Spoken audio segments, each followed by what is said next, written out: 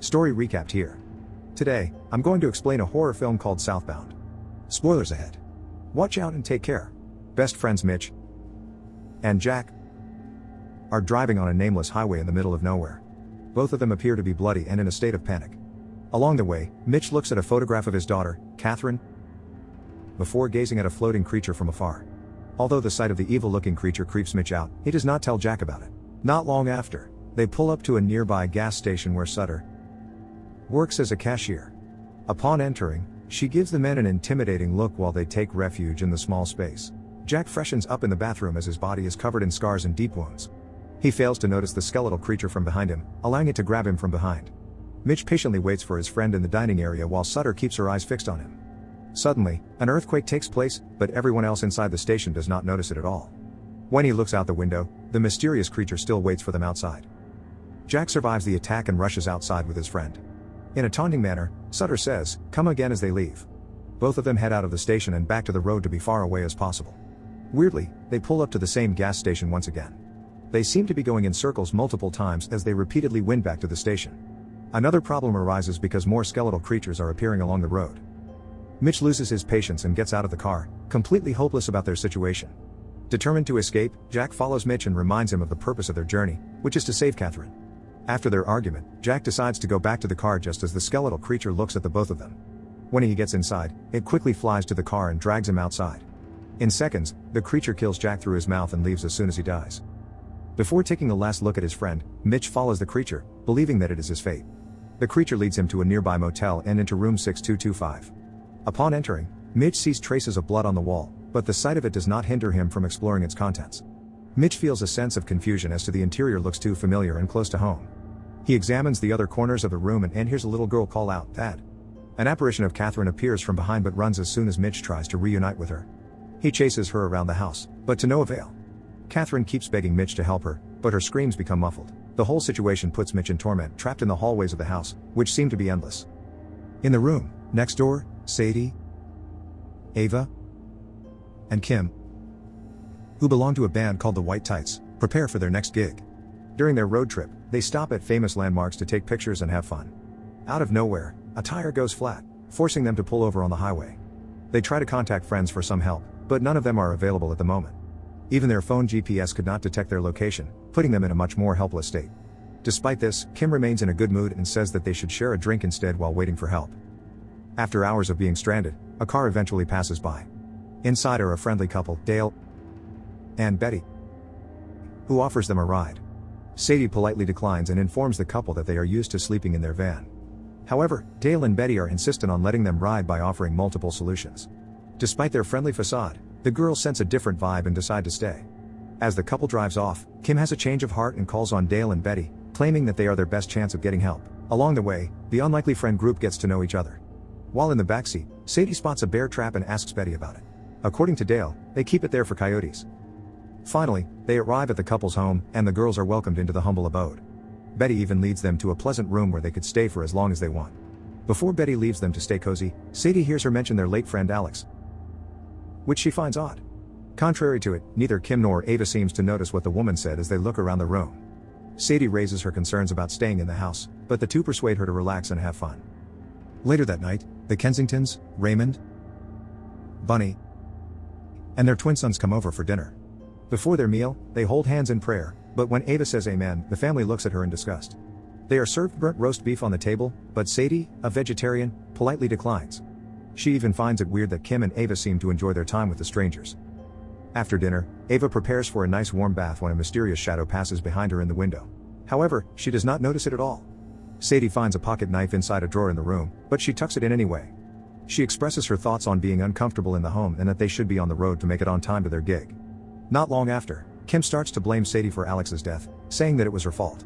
As she explains how she did not leave Alex on the night of her death, Kim begins to vomit a black substance, and so does Ava. Shocked by the sight of it, she runs to the living room to ask for help, but the families are untroubled by it. As she grins, Bunny tells them that the first time is the worst time. Dale finally gets up to pour a glass of white liquid medicine, which he lets Ava and Kim drink. The two girls drink the liquid in sync. Both act weirder as time passes, refusing to leave the house and the overly friendly couple. Despite Sadie's pleas, they remain unbothered, causing her to storm to the bathroom.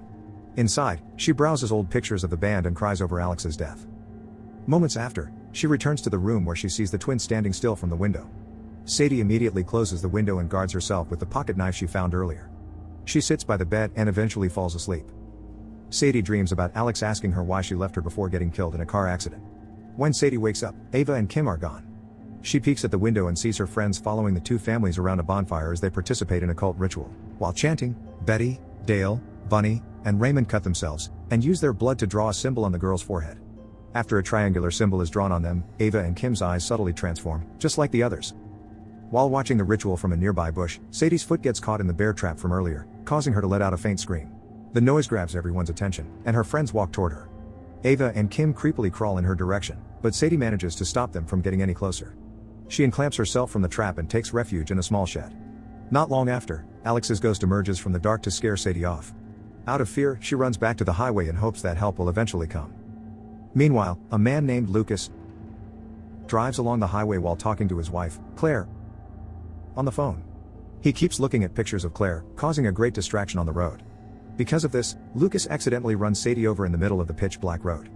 Still in a state of shock, he decides to come down and sees Sadie still clinging to dear life. Lucas calls 911 to ask for help with Sadie's critical injuries, but he is unable to tell the dispatcher where he is. Even his phone could not detect the location using the GPS, so the dispatcher connects him to emergency medical. In a matter of seconds, a certified EMT gets on the line to help Lucas out. The EMT demands him to describe Sadie's state right now and drive her to a nearby town. He abides by her orders and gets back on the road. After the long stretch of the nameless highway, he arrives at a local hospital in the heart of town. Lucas carries Sadie's body inside the facility and realizes that the hospital is completely abandoned. He continues to communicate with the EMT on the phone, who is utterly useless at the moment. Lucas checks the rooms for any signs of help but to no avail. After several empty rooms, he finally arrives at a surgery room where he could lay her down. Suddenly, Sadie's right knee ruptures and falls apart from her upper leg. Without knowing what to do, Lucas listens to the EMT instructing him to intubate Sadie. At this point, Sadie keeps twitching as her body loses more blood. Upon finding the intubating kit, he inserts the tube through her bloody mouth, struggling to find the right position. Out of nowhere, a third voice replaces that of the EMTs and claims that he is a professional surgeon. The voice makes Lucas reach into the poor girl's body to manually compress her lungs and keep her breathing. Afterward, the voice instructs him to make an incision just below her ribcage, which he follows out of desperation. Lucas reaches her lungs from the incision and compresses them, which kills Sadie instantly. Through his earphones, Lucas hears the voices laugh at him, and he hangs up quickly. He leaves the operating room but realizes that he is trapped as all doors are now locked. Realizing that he has been tricked into killing Sadie, he sits in the hallway of the abandoned building. Upon returning to retrieve his phone, Claire calls him, and to his surprise, it is not her who answers. The dispatchers from earlier persuade him to talk about the accident, but he says he does not deserve it. Surprisingly, they agree and tell him that he can leave the hospital. Moreover, they provide Lucas with access to new clothes and even a new car, so it will appear as though nothing happened. He hesitantly leaves, but the dispatchers assure him that he has nothing to worry about. Lucas drives away after hanging up the phone, and a woman named Sandy, who is actually the EMT, does the same. After saying goodbye to Lucas on the phone, Sandy walks to a nearby bar named Trap. The old and rundown bar is occupied by bar patrons including Warren and the bartender, Al. As Sandy orders a drink, Al reprimands her for leaving the door open, causing an argument to ensue. Warren backs Al up just as Danny barges inside with a shotgun, looking for his sister, Jessie. He holds Warren at gunpoint upon showing Jessie's picture to him but is useless. While Danny questions Al about his tattoo, Warren appears to be a demon and transforms his hand. He strikes Danny from behind, causing a big wound on his back. However, Danny manages to knock Warren down and blows off his demonic hand. For the last time, Danny asks the patrons if they know Jessie's whereabouts, and Al says yes. This prompts Danny to take him hostage and make him drive through the long stretch of highway. Both of them arrive at the back door of an ice cream parlor, where Al claims Jessie is located.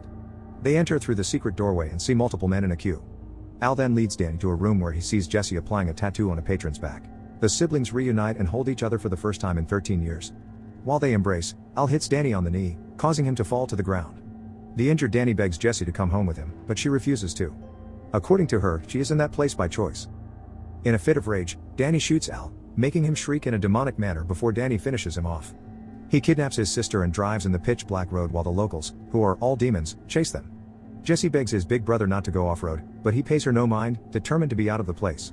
The car shakes violently for some time before Danny decides to stop for a moment.